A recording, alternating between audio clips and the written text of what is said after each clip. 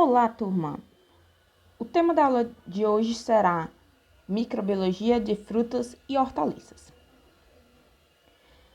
Antes de tudo, temos que ter em mente que, para qualquer tipo de alimento, as boas práticas devem ser iniciadas desde o processo de cultivo ou de criação, no caso de produtos de origem animal, porque botem em mente isso sempre. Uma matéria-prima ruim, certo?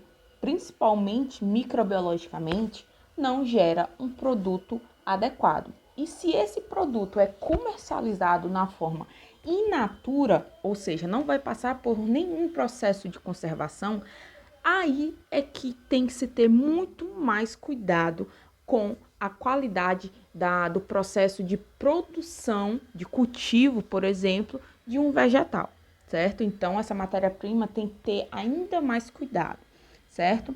Então, as boas práticas agrícolas, elas vão impactar diretamente na qualidade microbiológica das frutas e hortaliças, ou seja, tem-se que ter vários cuidados pré-colheita, ou seja, as boas práticas boas práticas agrícolas, que nós chamamos de BPA, elas são indispensáveis para a obtenção de uma matéria-prima de qualidade, principalmente em relação a produtos químicos e, no nosso foco aqui, na natureza microbiológica, pois o uso, por exemplo, de adubo inadequado, água com a qualidade microbiológica fora dos padrões no processo de irrigação e também na higienização dos utensílios utilizados no processo de cultivo e de cuido, né, dessa planta, a qualidade da higiene do manipulador, todos esses pontos podem gerar um aumento ou uma contaminação microbiológica desse produto ainda lá no campo. Na pós-colheita, ou seja, depois do processo de colheita, todas as outras etapas elas são fundamentais para evitar essa contaminação posterior, pois mesmo que ela tenha vindo saudável, sã, lá do ponto de colheita, as etapas seguintes podem gerar um processo de contaminação, produzindo um produto final inadequado ao consumo e também sem segurança, ou seja, perigoso ao consumidor. Então, pontos que têm que serem observados: a higiene do manipulador, todos os itens de boas práticas, né? O ambiente em que está sendo feita essa colheita, certo? Porque nós temos um ambiente agrícola que é mais difícil de você ter um controle, né? Microbiológico do ambiente, da terra, do ar. É diferente de você ter um ambiente controlado de uma fábrica, de uma unidade de beneficiamento. Então, nesse período, você tem que reduzir ao máximo a possibilidade de uma contaminação, certo? Utilizar equipamentos e utensílios corretamente higienizados. Não é porque você está no campo, né, está em contato com a areia, com outros contaminantes naturais, que você vai utilizar também equipamentos, utensílios, e os manipuladores não terão que utilizar das práticas boas práticas de fabricação. Além disso, a manutenção da integridade da matéria-prima ela é fundamental para reduzir a possibilidade de contaminação, pois as cascas, películas e crostas, né, dos vegetais, eles são uma barreira, uma embalagem natural que protege os tecidos internos das contaminações externas. Então, qualquer abrasão, ruptura, corrosão que abra uma microfissura nessa superfície, pode ser sim, assim como um corte na nossa pele, pode ser sim uma entrada para entrar contaminação nos tecidos mais internos. Além disso, tem que ocorrer nas primeiras etapas de beneficiamento de qualquer vegetal uma separação entre os vegetais que estão sãos, visualmente falando, e os que já apresentam algum sinal de deterioração ou contaminação. Então, eles têm que serem separados para evitar que alguns dias depois ou nas etapas seguintes ocorra uma contaminação cruzada. Contaminação mais comum que existe nos frutas e hortaliças são a contaminação na superfície externa, uma vez que nós temos uma barreira física como já foi falado, que é a própria casca, película ou crosta que existem nesses vegetais. Então, o tipo e a quantidade de micro-organismos, ela vai depender tanto do ambiente, do tipo de vegetal, assim como as boas práticas aplicadas. Em relação, por exemplo, ao tipo de vegetal, há micro-organismos que têm a capacidade de adaptação para ambiente com uma maior acidez. Por exemplo, as frutas cítricas, como limão, laranja, tangerina, enquanto outros tipos de bactérias não conseguem crescer nesse ambiente. A grande maioria delas não vão conseguir crescer. É mais provável que cresça classes de micro-organismos mais resistentes a um ambiente de baixo pH, ou seja, um ambiente mais ácido, como nós vimos, que seriam leveduras, ou mais provável os fungos. Por isso que em laranja nós verificamos, em geral, crescendo um fungo filamentoso, aquele que parece um algodãozinho.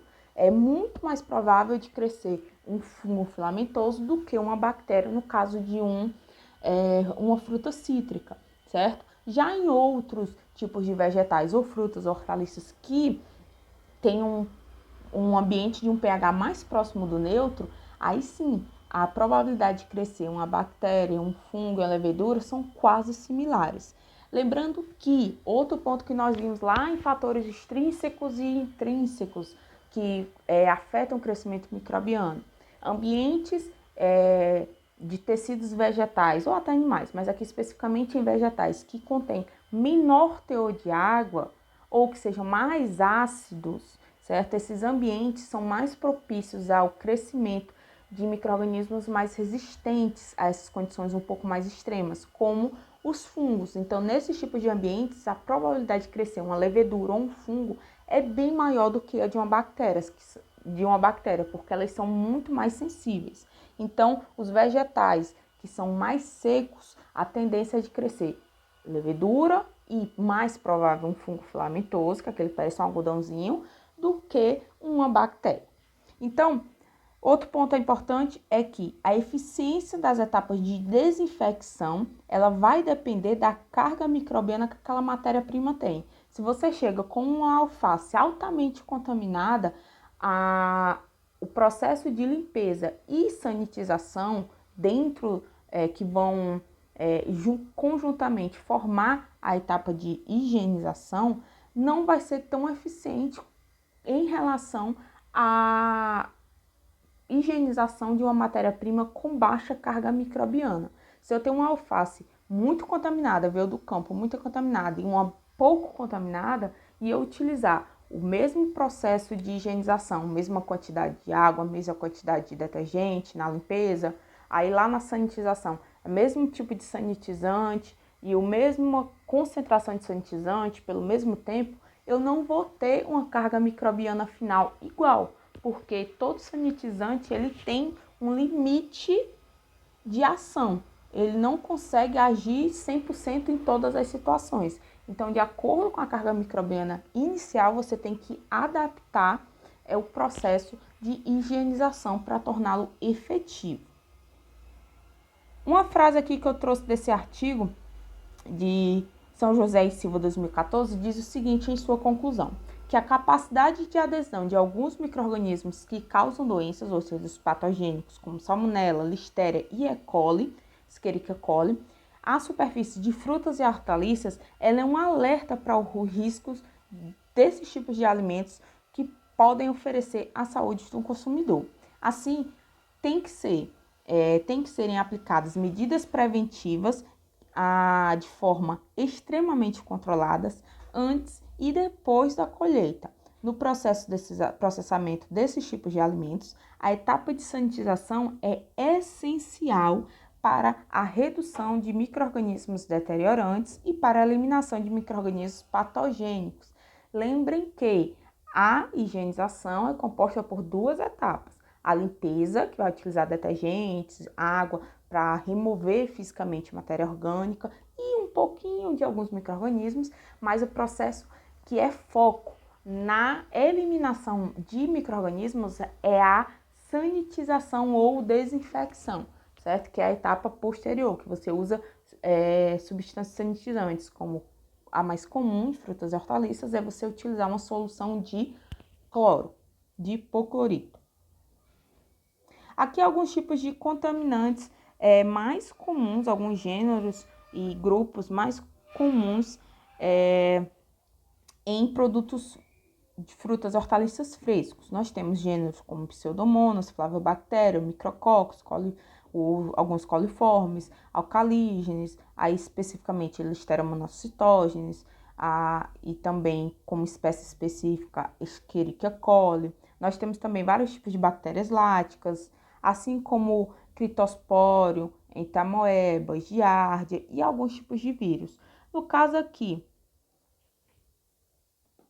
Giardia e Entamoeba histolítica são tipos do grupo das amebas e o Cryptosporium, as espécies do gênero Cryptosporium são exemplos de protozoários que também podem estar relacionados a contaminantes de produtos frescos. As frutas e hortaliças também serem veículos, tá, de transmissão de parasitas intestinais, como por exemplo os coliformes, E. coli, entre outros. Como deteriorantes pós-colheita, nós podemos destacar, como nós já estamos vendo, né, desde o início da aula aqui, pode haver contaminação por fungos e bactérias, que podem ser uma contaminação como consequência de uma contaminação ainda existente lá na planta, ou seja, a contaminação inicial e o processo inicial de deterioração começou logo lá na planta e foi piorando, né, e ampliando a sua intensidade nas etapas após a colheita e também nas etapas de procedimentos de beneficiamento e processamento. E se ocorrerem lesões nos tecidos, lesão mecânica como corte, abrasão, esse processo de deterioração é extremamente mais agilizado. Pode ocorrer também a chamada especificidade entre o vegetal, que é o veículo dessa contaminação, e algum agente que cause doença. Como, por exemplo, alguns micro-organismos adaptados a ambientes mais ácidos, alguns micro-organismos que são mais resistentes e conseguem viver em vegetais com menor teor de água. Então, pode acabar sendo bem específico. Um micro-organismo que causa tal doença ser veiculado, que não vai causar nenhum problema na planta, mas ele é um veículo de um patógeno para o consumidor, se esse produto for consumido sem a correta higienização prévia. Principais gêneros que podem causar deterioração pós-colheita podem, entre fungos, Alternaria, Botrytis, os gêneros, né, Diplodia, Monolínia, Penicillium, Pomosis, Rhizopus e Sclerotinia. E entre bactérias, principalmente bactérias dos gêneros Ervínia e Pseudomonas. Aqui eu trago para vocês um quadro com exemplos das principais alterações de micro-organismos que podem surgir em frutas e hortaliças.